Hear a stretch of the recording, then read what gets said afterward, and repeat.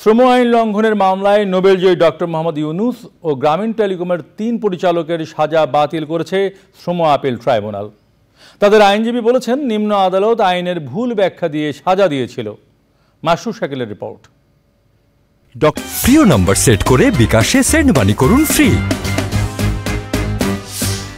Doctor ইউনূসের গঠন করা গ্রামীণ টেলিকমের কিছু কর্মকর্তা কর্মচারী ও কলকারখানা পরিদর্শন অধিদপ্তর শ্রম আইন লঙ্ঘনের অভিযোগ এনে ডক্টর ইউনূস ও 3 পরিচালকের বিরুদ্ধে মামলা করেন।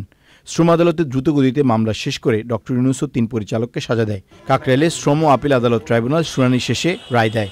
আজকে এই আপিলটিকে চূড়ান্তভাবে গৃহীত করেছে, মঞ্জুর করেছেন এবং চার্জের থেকে আসামিদেরকে খালাস দিয়েছেন এবং অব্যাহতি দিয়ে ডক্টর মোহাম্মদ ইউনূস, তারপরে হচ্ছে আশরাফুল হাসান, নূরজাহান বেগম এবং মোহাম্মদ শাহজাহান, তারা হচ্ছে চেয়ারম্যান এবং ডাইরেক্টর গ্রামীণ টেলিকম। আদালতে বাদীদের একজন বলেন, রায়ের প্রতি তারা শ্রদ্ধা জানাবেন। যেখানে জাতিসংঘ বলেছে ন্যায় বিচারের সাথে প্রতারণা, এই জিনিসটার আজকে সমাধান করে বাংলাদেশের জুডিশিয়ারির মান, ইজ্জত, সম্মান আজকে বিশ্বের সামনে ধরে তোলা হলো, তাই আমরা সন্তুষ্ট। তবে আদালতে কলকারখানা পরিদর্শন অধিদপ্তরের কেউ ছিলেন না।